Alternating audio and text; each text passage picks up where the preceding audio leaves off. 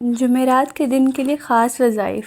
جمعرات کے دن سب لوگ یہ سورت 40 بار پڑھ لیں، انشاءاللہ پڑھنے والا غنی ہوگا اور غیبی رزق کا سلسلہ نسل در نسل چلے گا۔ سامعین ذی وقار، السلام علیکم ورحمۃ اللہ وبرکاتہ۔ جمعرات کے دن کے حوالے سے سورۃ النشر کا ایک بڑا خاص اور مختصر عمل بیان کروں گی، اور ایک رزق کی تسبیح کا عمل ہے جو آپ نے 70 بار پڑھنی ہے۔ جو بندہ یہ عمل کرے گا وہ مخلوق سے بے پرواہ ہوگا، محتاجوں کا سلسلہ ختم ہوگا، اللہ پاک رزق غیبی کے دروازے کھول دے گا۔ سورۃ النشر وہ عظیم الشان سورت ہے جس میں اللہ پاک نے اپنے محبوب علیہ السلام کے دل جوئی فرمائی ہے اور ان 3 نعمتوں کا ذکر فرمایا جو اللہ پاک نے آپ کو عطا فرمائی ہیں۔ تو آپ نے اسی خیر کثیر کو اپنے تصور میں رکھنا ہے اور سورۃ النشر کا یہ وظیفہ کرنا ہے۔ انشاءاللہ حضور صلی اللہ علیہ وسلم کے توفیل آپ کی مرادیں پوری ہوں گی۔ آج ہم گناہوں کے سمندر میں غرق ہیں، قدم قدم پر رب کریم کی نافرمانیاں کر رہے ہیں، ہماری صبح و شام رات گناہوں سے آلودہ ہے، نفس و شیطان کے چنگل میں پھنس کر ہم اپنے رحیم اور مہربان رب کی بغاوت کے مرتکب ہو رہے ہیں۔ دنیا کی محبت نے ہمیں آخرت سے غافل کر رکھا ہے۔ اس فانی، عارضی اور ختم ہو جانے والی زندگی کو ہم نے اپنا محبوب بنا رکھا ہے۔ فکر آخرت اور بارگاہ الہی میں حاضری کا احساس معدوم ہوتا جا رہا ہے۔ نتیجہ سامنے ہے کہ آج ہر مصیبت اور دکھ ہم پر نازل ہوتا ہے۔ آفات، بھوک، بیماری نے گھیر لیا ہے۔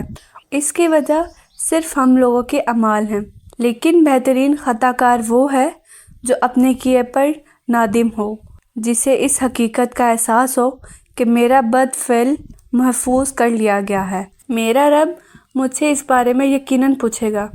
قرآن کریم کی 10ویں آیت مبارکہ توبہ اور استغفار کی اہمیت بیان کرتی ہے کہ ایسا نہ ہو کہ بندہ گناہ کا ارتکاب کرنے کے بعد مایوس اور پریشان ہو جائے، لیکن قرآن پاک میں صاف صاف اعلان کر دیا گیا ہے اللہ کی رحمت سے نا امید نہ ہو۔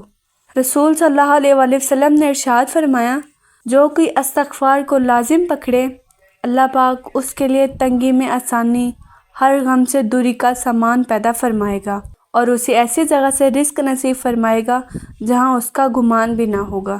قیامت کے روز جو شخص اپنے نامہ اعمال استغفار کی کثرت پائے اس کے لیے خوشخبری ہے۔ استغفار کا عمل اللہ پاک کو بے حد محبوب ہے۔ ایک حدیث مبارکہ میں نبی کریم صلی اللہ علیہ وآلہ وسلم نے ارشاد فرمایا، جب بندہ اللہ پاک سے توبہ کرتا ہے تو اس کی توبہ سے رب کریم اس سے زیادہ راضی اور خوش ہوتے ہیں جتنا تم میں سے کوئی اس وقت ہوتا ہے جب وہ اپنی سواری پر جنگل اور بیابان میں جا رہا ہو، اچانک وہ سواری اس سے گم ہو جائے، اس حال میں کہ اس پر اس کا کھانا پینا بھی رکھا ہو، وہ اس کی واپسی سے مایوس ہو جائے اور ایک درخت کے سائے میں آ کر لیٹ جائے۔ ابھی وہ اس حال میں ہو کہ دفعتاً دیکھے وہ سواری اس کے پاس کھڑی ہے، بس وہ اس کی لگام تھام لے، پھر مسرت اور شادمانی کے عالم میں یہ کہہ بیٹھے، اے اللہ، آپ میرے بندے اور میں آپ کا رب، یعنی خوشی کے باعث کا جملہ کہہ دے۔ رسول صلی اللہ علیہ وآلہ وسلم نے اپنے مبارک عمل سے بھی امت کو استغفار کی طرف متوجہ فرمایا ہے۔ ایک حدیث میں ارشاد فرمایا، اے لوگو، اللہ کے سامنے توبہ کرو، بے شک میں بھی دن میں 100 مرتبہ توبہ کرتا ہوں۔ جمعرات کی عظمت اور فضیلت۔ حضرت ابو ہریرہ رضی اللہ عنہ بیان کرتے ہیں کہ رسول صلی اللہ علیہ وآلہ وسلم نے فرمایا، پیر اور جمعرات کے دن جنت کے دروازے کھول دیے جاتے ہیں اور ہر اس بندے کی مغفرت کر دی جاتی ہے جو اللہ کے ساتھ کسی کو شریک نہیں ٹھہراتا سوائے اس بندے کے جو اپنے بھائی کے ساتھ کینہ رکھتا ہوں۔ فرشتوں سے کہا جاتا ہے، ان دنوں کو مہلت دو حتیٰ کہ یہ صلح کر لیں، ان دنوں کو مہلت دو حتیٰ کہ یہ صلح کر لیں۔ جمعرات کے دن آپ نے سورۃ النشر کا خاص وظیفہ کرنا ہے جو کہ 7 روز کا ہے، اور رزق پانے کی ایک بڑی خاص تسبیح پڑھنی ہے۔ انشاءاللہ مکمل طریقہ تفصیل سے آگے بیان کروں گی، تو بڑی توجہ اور دھیان سے اس ویڈیو کو آخر تک سماعت فرمائیں، کہیں سے بھی اسکپ کرنا نہیں کرنا تاکہ وظائف کا مکمل طریقہ آپ کو سمجھ میں آ جائے۔ اس صورت میں اللہ پاک نے فرمایا ہے کہ ہم نے آپ صلی اللہ علیہ وسلم کو 3 بڑی نعمتیں عطا کی ہیں جن کی موجودگی میں کوئی وجہ نہیں کہ آپ دل شکستہ ہو۔ ایک شرح صدر کی نعمت، دوسری یہ نعمت کہ آپ کے اوپر سے ہم نے وہ بھاری بوجھ اتار دیا جو نبوت سے پہلے آپ کی کمر توڑے ڈال رہا تھا۔ تیسری رفع ذکر کی نعمت جو آپ سے بڑھ کر تو درکنار آپ کے برابر بھی کبھی کسی بندے کو نہیں دے گی۔ اس کے بعد رب کائنات اپنے بندے اور رسول صلی اللہ علیہ وآلہ وسلم کو یہ اطمینان دلاتا ہے کہ مشکلات کا یہ دور جو آپ کو پیش آ رہا ہے کوئی بہت لمبا دور نہیں ہے، بلکہ اس تنگی کے ساتھ ہی ساتھ فراخی کا دور بھی لگا چلا آ رہا ہے۔ یہ وہی بات ہے جو سورہ ضحیٰ میں اس طرح فرمائی گئی کہ آپ کے لیے ہر بات کا دور پہلے دور سے بہتر ہے، اور عنقریب آپ کا رب آپ کو وہ کچھ دے گا جس سے آپ کا دل خوش ہو جائے گا۔ آخر میں حضور صلی اللہ علیہ وآلہ وسلم کو ہدایت فرمائی گئی ہے کہ ابتدائی دور کی ان سختیوں کا مقابلہ کرنے کی طاقت آپ کے اندر ایک ہی چیز سے پیدا ہوگی، اور وہ یہ بات ہے کہ جب آپ مشاغل سے فارغ ہوں تو عبادت کی مشقت اور ریاضت میں لگ جائیں اور ہر چیز سے بے نیاز ہو کر صرف اپنے رب سے لو لگائیں۔ تو جمعرات کے دن یہ وظیفہ لازمی کیجیے۔ جمعرات کے دن سورۃ علم نشرح کا عمل۔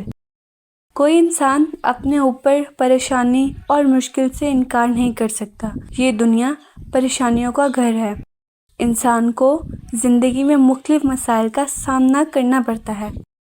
کوئی قرضوں کے بوجھ تلے دبا ہے، رزق کی کمی ہے یا کاروبار نہیں چلتا، گھر میں دکھ، بیماری ہے، بچوں کی شادی کے مسائل ہیں یا اولاد نہیں ہوتی، ناگہانی آفتوں نے اور بیماریوں نے گھیر رکھا ہے، غم و عالم اور پریشانی کا سامنا ہے، تو یہ وظیفہ خود کریں۔ بہن بھائیوں کو ترغیب دیں، یہ آپ کے لیے باعث برکت ہوگا اور صدقہ جاریہ بنے گا۔ دوران وظیفہ 3 باتوں پر عمل کرنا ہے، بہت ضروری ہے۔ اگر چاہتے ہیں کہ آپ کی ہر حاجت پوری ہو جائے تو وظیفہ پڑھتے دوران کسی سے بات نہیں کرنی، کامل یقین اور اخلاص کے ساتھ وظیفہ پڑھنا ہے اور دل ہی دل میں رب سے مانگتے چلے جانا ہے، کیونکہ اعمال کا دار و مدار نیتوں پر ہے۔ اور تیسری بات یہ کہ دونوں ہاتھ جوڑ کر اپنے گناہوں کی سچی توبہ کرنی ہے۔ جیسے ہی دل کو سکون ملے گا رب نے سچی توبہ قبول کر لی ہے، پھر آپ ہاتھ اٹھا کر جو مانگو گے اس وظیفے کی برکت سے آپ کی ہر دعا قبول اور ہر مقصد میں کامیابی یقینی ہو جائے گی۔ غنی اور مالدار ہونے کا وظیفہ۔ جو بندہ یہ چاہتا ہو کہ وہ امیر اور کبیر اور غنی ہو جائے، مخلوق سے بے نیاز اور زندگی بھر کسی کا محتاج نہ ہو، اور اس کی فراخی کا سلسلہ آنے والی نسلوں تک چلے، تو آپ نے یہ مختصر عمل کرنا ہے جو کہ سورۃ النشرح کے حوالے سے ہے۔ 7 دن روزانہ سورۃ نشرح کو پڑھنا ہے۔ جو طریقہ آپ کے سامنے بیان کروں گی اسی مطابق۔ اللہ کی قسم، پڑھنے والا بے شک غنی ہوگا اور مالدار ہوگا، دولت آپ کے گھر کے دروازے پر دستک دے گی، کامیابی اور رزق آپ کے پیچھے ہوگا۔ تو بڑی توجہ اور دھیان سے اس عمل کو سرانجام دینا ہے۔ دن میں کسی نماز کے بعد بھی تھوڑا سا وقت اپنے لیے مخصوص کرنا ہے، پھر روزانہ کی بنیاد پر پابندی سے سورۃ نشرح کی تلاوت کریں اور 7 دن برابر عمل کرنا ہے۔ عمل پڑھنے کا طریقہ۔ دن میں جب آپ کو وقت میسر آئے سورۃ نشرح کو ہمراہ بسم اللہ شریف 40 بار پڑھنا ہے۔ یعنی آپ سورۃ نشرح کی تلاوت کا آغاز کریں گے تو پہلے بسم اللہ شریف مکمل پڑھیں گے، اس کے بعد پوری سورت کو پڑھنا ہے 40 بار۔ دن میں کسی نماز کے بعد جب آپ کے پاس وقت ہو یہ وظیفہ پڑھیں اور 7 دن برابر عمل کرنا ہے۔ روزی میں برکت کا مجرب عمل۔ جو شخص یہ چاہتا ہو کہ اس کی روزی کی تنگی دور ہو اور وسیع رزق نصیب ہو تو اسے چاہیے کہ پابندی کے ساتھ جمعرات کے دن کسی بھی فرض نماز کے بعد بحال تشہد بیٹھیں اور 70 بار ذیل کی دعا پڑھ لیں۔ اس کے علاوہ روزانہ ہر نماز کے بعد بھی آپ نے 70 بار ان کلمات کو روزانہ کی بنیاد پر پڑھنا ہے۔ یہ خاص وظیفہ لازمی کریں، رزق غیبی کے دروازے کھل جائیں گے، رزق وسیع ملے گا انشاءاللہ۔ سورہ یاسین کا ختم شریف۔ اللہ کی بارگاہ میں کسی قسم کی حاجت ہو، اس کے لیے سورہ یاسین کا پڑھنا قبولیت کا درجہ رکھتا ہے۔ گھر سے وہ افراد جمعرات کے دن یہ عمل کریں جو نماز کے پابند ہو اور باوضو ہو کر ایک مجلس میں سورہ یاسین کی تلاوت شروع کریں۔ 72 کی تعداد پوری کرنی لازم ہے، یعنی ایک ہی نشست میں سورہ یاسین کو 72 بار پڑھیں گے اور اول آخر 11 بار درود شریف پڑھنا لازمی ہے۔ یہ وظیفہ 3 دن تک کریں، آپ کا ہر مقصد 3 دن میں پورا ہوگا اور اللہ کے حضور عاجزی اور انکساری سے دعا کریں۔ اللہ پاک آپ کی ہر حاجت کو مستجاب فرمائے گا کہ بندہ کو رزق اسے ایسے تلاش کرتا ہے جیسے بندے کی موت اس کو تلاش کرتی ہے، تو رزق کے لیے ہر وقت جستجو میں لگے رہنے کا نتیجہ صرف اور صرف دلوں کا اللہ پاک کی جناب سے غافل ہونا ہی ہے۔ لہٰذا ہمیں اللہ سے ڈرنا چاہیے اور رزق کی طلب میں میانہ روی اختیار کریں۔ تو یہ وظیفہ خود کریں، اپنے بہن بھائیوں کو ترغیب دیں تاکہ سب کا بھلا ہو۔ دعا ہے کہ اللہ پاک آپ کی تمام جسمانی روحانی بیماریوں کو دور فرمائیں اور رزق حلال سے مالا مال فرمائیں اور اپنے محبت اور قرب سے اپنی رضا سے ہم کو نوازے، آمین۔ ماہ سفر کا چاند دیکھ کر دعا کرنا ایک مبارک عمل ہے، کیونکہ اسلامی مہینوں کی ابتدا چاند دیکھنے سے ہوتی ہے اور ہر نئے مہینے کی آمد پر نبی کریم صلی اللہ علیہ وسلم مخصوص دعا فرماتے کرتے تھے، اور ہر نئے مہینے کی آمد پر نبی کریم صلی اللہ علیہ وسلم مخصوص دعائیں فرمایا کرتے تھے۔ اگرچہ خاص طور پر ماہ سفر کا چاند دیکھنے کے لیے کوئی مخصوص دعا حدیث سے منقول نہیں، لیکن عمومی طور پر ہر نئے چاند کے لیے حضور صلی اللہ علیہ وسلم کی مسنون دعا پڑھی جا سکتی ہے، یعنی اے اللہ اس چاند کو ہمارے لیے برکت، ایمان، سلامتی اور اسلام کے ساتھ طلوع فرما، میرا اور تیرا رب اللہ ہے۔ ماہ سفر کو بعض لوگ بدشگونی اور نحوست کا مہینہ سمجھتے ہیں، حالانکہ اسلام میں کسی بھی مہینے کو منحوس سمجھنے کا تصور نہیں۔ نبی کریم صلی اللہ علیہ وسلم نے فرمایا کہ سفر میں کوئی نحوست نہیں، اس لیے اس مہینے کے آغاز پر دعا اور نیک نیت سے استقبال کرنا، نحوست کے خیال کو رد کرنا اور اللہ تعالیٰ پر کامل بھروسہ رکھنا ایمان کا تقاضا ہے۔